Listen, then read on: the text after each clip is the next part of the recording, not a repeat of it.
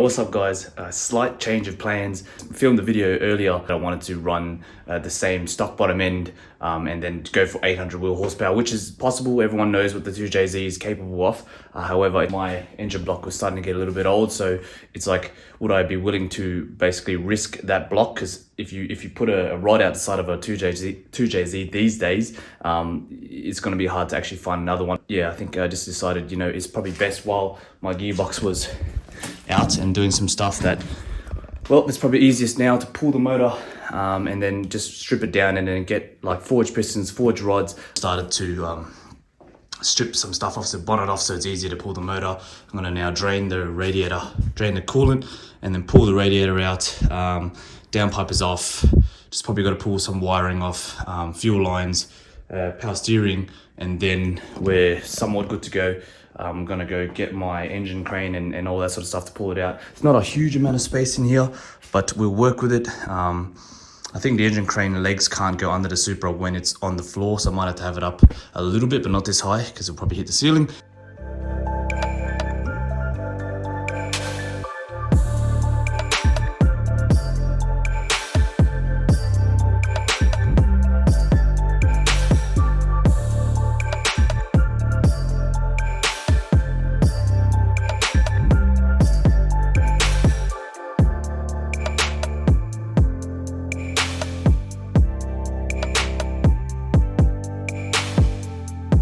So I went crazy trying to undo the crankshaft bolt, but it wouldn't come out even with a rattle gun. So I've tried this method here.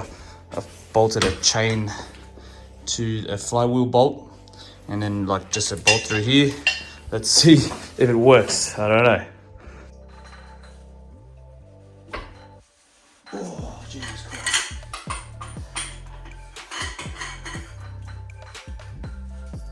Oh, that's fucking crazy. Boy, that motherfucker there, tight. Alright, so just starting to remove the necessary stuff so I can pull the head off. So I've removed all the fasteners, removed all the coil packs, they're just over there. And just popping these guys off now. I'm actually intending on just leaving the head, the top end, as is.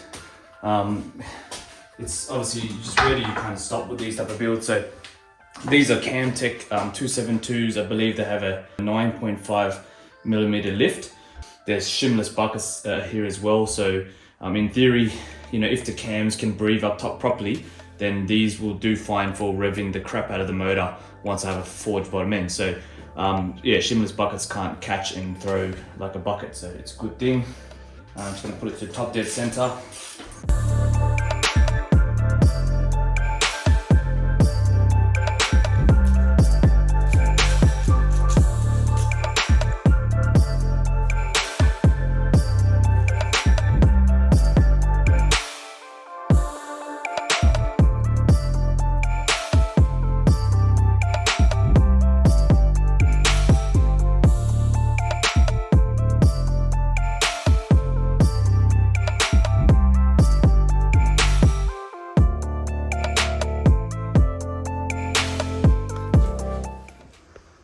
There's my brother. So this is the head's taken off the car now. This is the factory bottom end on a 2JZ. This is a gasket, we haven't pulled it off yet. But gosh, this is the factory head gasket from 1993. That's ages. It hasn't been changed. It hasn't been changed.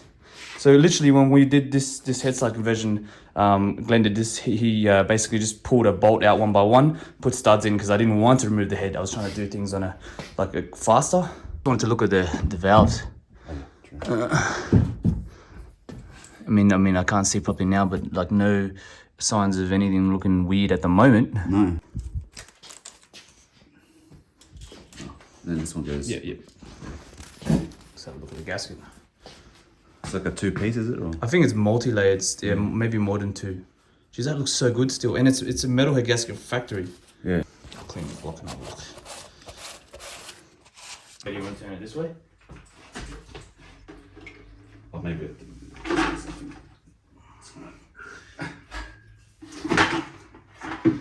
oh, oil's coming out this way.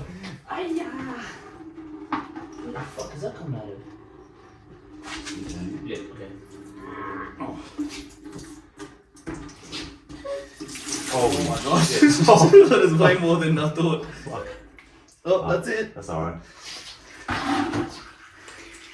Now, just to give you an idea of where we're at, my brother and I pulled the motor down, completely stripped it. It's laying on the bench right there, over there. But yeah, so basically let's remind ourselves that this engine is a 240 or 250,000 kilometer engine that was out of a 1993 Aristo. It probably didn't have a completely easy life. When I got it, it was 22 to 24 PSI boost on a 60mm turbo, making 620 wheel horsepower for like 3-4 years. Literally nothing on the bottom end was touched. Completely stock head gasket. All right, everything is disassembled. Block, crank, bearings, everything looked pretty damn good, I think. Obviously going to be buying new, main caps. Yeah, main caps. Going to use the same cams. I think it'll just be wiser. Obviously going to buy new pistons and rods while it's all out. It just makes sense. New gasket, of course. Head. I'll leave the head as is, and engine block going to be taken away to get obviously machined and all that sort of stuff. So yeah, there's just basically all of that is now there or there. Okay, so now what I'm going to do here is basically clean and tidy that engine bay as much as possible while still keeping it simple. So I don't like to go too crazy here. The intent is to just clean it up. So get a brush, degreaser, whatever, make it nice, paint and address anything like this where the clutch fluid is killed. I'm not going to be going ahead and stripping the wiring out and painting the bay or anything, because I'm all for keeping it simple. So just back in, engine done, back in, drive the car. So yeah, it's not too bad. It's not a show car at the end of the day, so it doesn't really matter for me. I was also pondering the thought of, getting the head done, so like ported and potentially bigger valves and all that stuff. But I think that'd just be silly. I'm thinking in my head that's just opening up another can of worms, as in just pouring more money into it and spending more time off the road. So I don't know. That's where I'm at right now. Let me know what you think. Subscribe or whatever you want to do if you want to follow the build. Stay tuned, guys, and I will see you soon.